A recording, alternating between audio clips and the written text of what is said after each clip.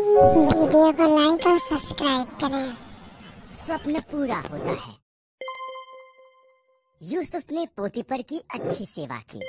पोतीपर की पत्नी ने चाहा कि यूसुफ परमेश्वर के विरुद्ध पाप करे। यूसुफ ने इनकार कर दिया, इसलिए उसने उसके बारे में झूठ बोला। पोतीपर ने अपनी पत्नी पर विश्वास किया और यूसुफ को जेल में डाल दिया गया। जेल में यूसुफ फिरौन के 2 हाकिमों से मिला। इन दोनों ने स्वप्न देखे और परमेश्वर ने यूसुफ को उनके अर्थ दिखाए। यूसुफ की व्याख्या सच्ची हुई। पिलाने हार को आजादी मिली, पर पकाने हार को फांसी दी गई। 2 साल बाद फिरौन ने व्याकुल कर देने वाले 2 स्वप्न देखे।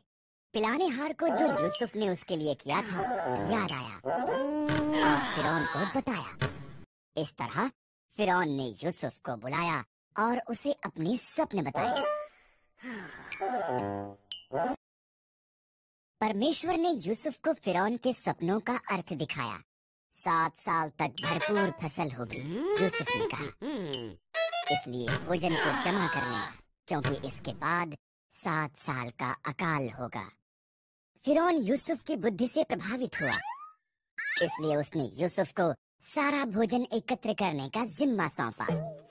फिरौन को छोड़ मिस्र में कोई भी यूसुफ से ज्यादा शक्तिशाली नहीं था।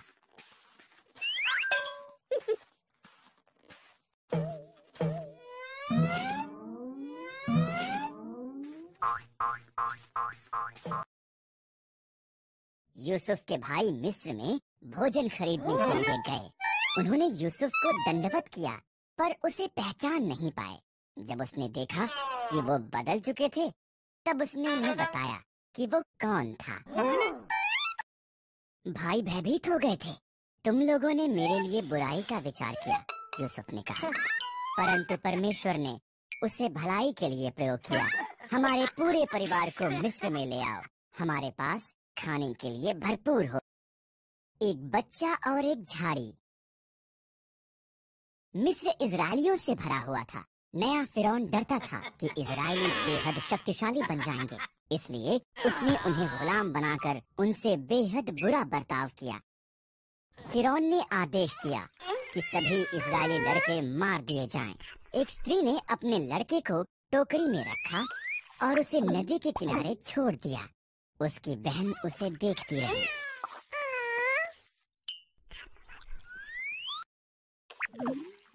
फिरौन की बेटी नदी के किनारे नहा रही थी। उसे बच्चा मिल गया और उसने उसे रखने का निर्णय लिया। उसकी बहन ने उसके पालन पोषण के लिए उसकी माता की सहायता की पेशकश की। फिरौन की बेटी ने उसका नाम मूसा रखा। मूसा बड़ा हुआ। एक दिन उसने देखा कि एक मिस्री इजरायली को मार रहा है। मूसा ने मिस्री को मार दिया और मिद्यान को भाग गया और 40 साल तक एक चरवाहा होकर रहा। मूसा होरब पर्वत पर अपनी भेड़ों की निगरानी कर रहा था। परमेश्वर की आवाज एक जलती झाड़ी से बोलने लगी, मूसा, मेरे लोग कष्ट में हैं। मैंने उन्हें आजाद कराने के लिए तुझे चुना है। मैं नहीं कर सकता, मूसा ने जवाब दिया। मैं तुम्हारी सहायता करूंगा, परमेश्वर ने वादा किया। अपनी लाठी नीचे फेंक। मूसा ने किया। वो लाठी एक सांप में बदल गई। जब उसने इसे उठाया, वो पुनः एक लाठी बन गई।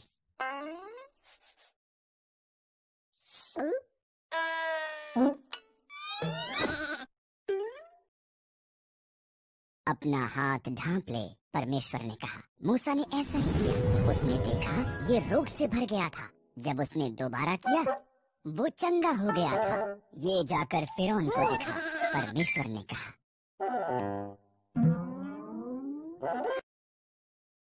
मैं एक अच्छा वक्ता नहीं हूँ। मूसा ने कहा, मैं तुझे शब्द दूंगा। परमेश्वर ने कहा, तुम्हारा भाई हारून